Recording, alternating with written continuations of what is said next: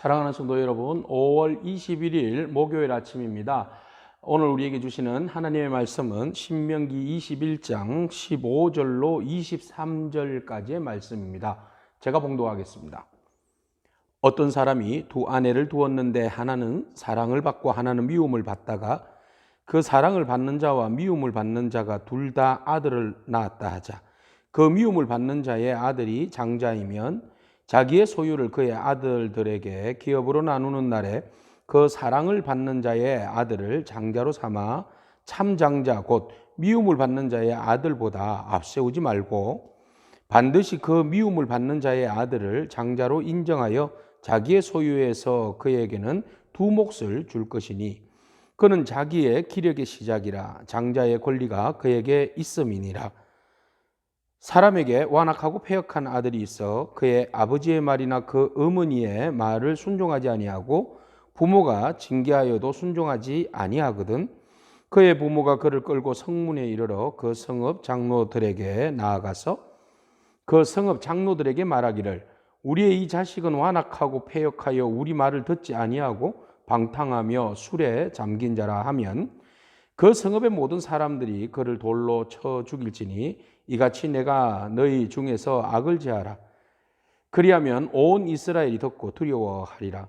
사람이 만일 죽을 죄를 범하였으므로 네가 그를 죽여 나무 위에 달거든 그 시체를 나무 위에 밤새도록 두지 말고 그날에 장사하여 내 하나님 여호와께서 내게 기업으로 주시는 땅을 더럽히지 말라. 나무에 달린 자는 하나님께 저주를 받았음이니라. 아멘. 하나님께서는 가정이 온전한 질서가 유지되기를 원하십니다.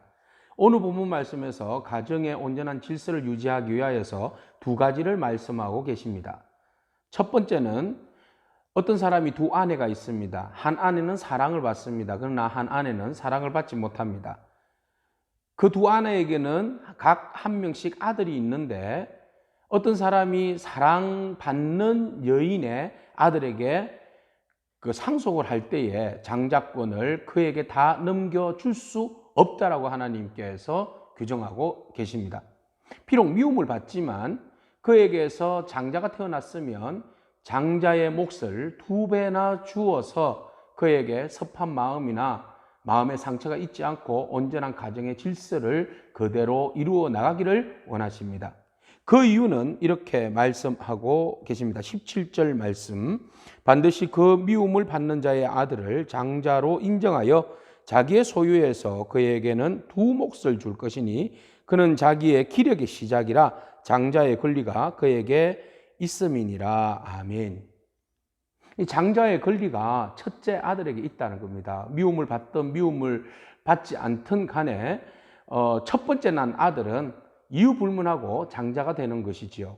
그래서 개인의 사사로운 감정에 끌려가지고 하나님께서 가정 안에 세워준 그 가정의 질서를 하나님께서는 파괴하기를 원하지 않는다는 것입니다. 그래서 온전히 그 감정에 치우치지 아니하고 오직 공평하게 그 가정의 질서를 이루어 나가기를 하나님께서는 원하신다는 것입니다. 자, 이것이 바로 하나님께서 우리에게 주신 그 사람을 대할 때에 가지는 마음의 중심입니다. 우리는 일반적으로 감정에 치우치기도 하고 때로는 편애하기도 합니다. 그러나 하나님께서는 우리의 감정을 앞서서 먼저 하나님께서 세우신 질서의 하나님이시고 또 질서를 존중하고 그것을 온전히 이어줄 것을 원하십니다. 오늘 이 본문 말씀을 통하여서 오늘 주께서 우리를 하나님의 자녀 삼아주시고 또 하나님의 영적 장자로 삼아주셔서 우리에게 두 몫의 축복을 다해 주신 은혜를 생각하면 또한 감사하지 아니할 수가 없습니다. 자, 두 번째 가정의 질서에 대한 규례입니다. 어떤 집에 아들이 있는데 그 아들이 페류나입니다. 부모에게 효도하지 아니하고 순종하지 아니하고 완악하고 패역한 아들입니다.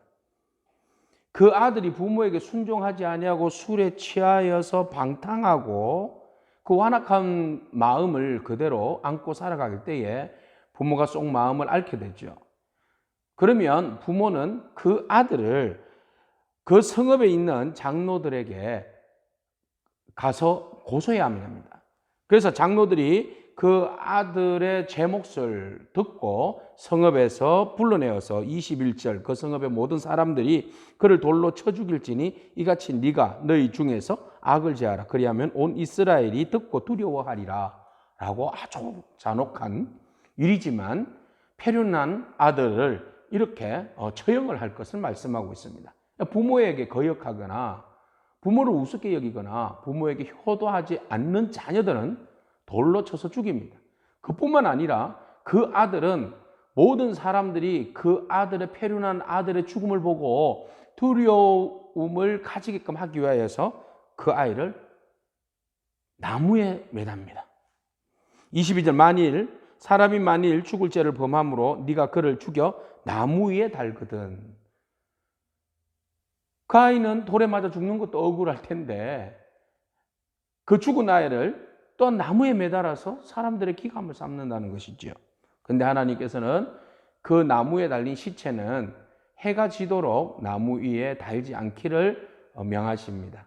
비록 잔혹하게 처벌하였지만 그러나 그도 생명이고 하나님께서 나무에 달린 자마다 저주를 받았다라고 말씀하시는데 그 죽은 자의 시신을 하나님께서는 또한 거두기를 원하십니다. 오늘 우리는 두 가지 이야기를 보면서 하나님은 가정 안에서 질서의 하나님이시라는 것을 보게 됩니다. 첫 번째, 하나님께서는 가정에서 감정에 치우치지 아니하고 하나님께서 세우신 가정의 질서에 따라서 온전히 그 가정의 모든 자녀들과 또 식솔들에게 대하라는 그런 하나님의 마음을 오늘 우리가 읽고 있습니다. 여러분 가정 안에서 편애하는 자녀들과 편애하는 마음은 없습니까? 또는 우리의 감정에 치우쳐서 자녀들에게 함부로 대하지는 않습니까?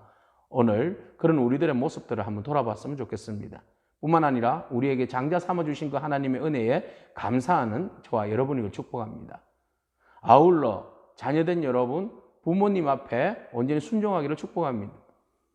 부모님께 혹시 패역하지는 않습니까? 부모님의 권위를 함부로 대하지는 않습니까? 오늘 우리가 부모에 대한 그 존경하는 마음과 또 순종하는 마음을 변치 않기를 축복합니다. 돌에 맞아 죽은 자녀의 모습, 나무에 달린 자녀의 모습은 어쩌면 우리를 위하여서 십자가에 못 박혀 돌아가신 예수님을 떠오르게 합니다. 우리가 돌에 맞아 죽어야 함에도 불구하고 하나님의 아들이신 예수 그리스도께서 대신 십자가에 달려서 죽으심으로 인하여 우리의 수치를 거두어 주시고 친히 우리를 하나님의 자녀 삼아 주시어서 품어 주시어서 다시 회개함으로 하나님께 돌아올 수 있는 그런 길을 열어주신 하나님의 은혜를 가슴에 새기면서 감사하며 오늘도 믿음으로 승리하는 저와 여러분이기를 축복합니다. 기도하겠습니다. 하나님 감사합니다. 하나님께서 공평과 정의로 세우는 가정의 질서를 오늘 우리에게 말씀하셨습니다. 하나님, 오늘날 많은 가정들이 파괴되어지고 진정한 권위가 상실되고 진정한 존경과 사랑이 상실된 시대를 살아가고 있습니다. 하나님, 우리가 감정에 치우치지 않게 하여 주시고 편애에 치우치지 않게 하여 주시고 진정 하나님이 허락하여 주신 가정의 질서 아래서 서로 사랑하고 서로 품고 서로 세워갈 수 있는 그런 아름다운 가정의 신앙 공동체가 될 수 있도록 축복하여 주시옵소서. 우리를 장자 삼아 주시고 축복하신 하나님, 그 아들을 우리에게 보내주시어서 대신 십자가에 못 박히게 하심으로 인하여서 우리의 죄를 용서하시고 또 다시 회개함으로 하나님의 자녀가 되게 하신 은혜를 주신 그 은혜를 생각할 때에 감사합니다. 그 은혜를 가슴에 새기고 믿음으로 살아가는 복된 저희들의 인생이 될 수 있도록 축복하여 주옵소서. 예수님의 이름으로 기도하옵나이다. 아멘. 오늘도 주님의 말씀과 함께 더불어서 승리하는 저와 여러분이기를 축복합니다. 승리하십시오.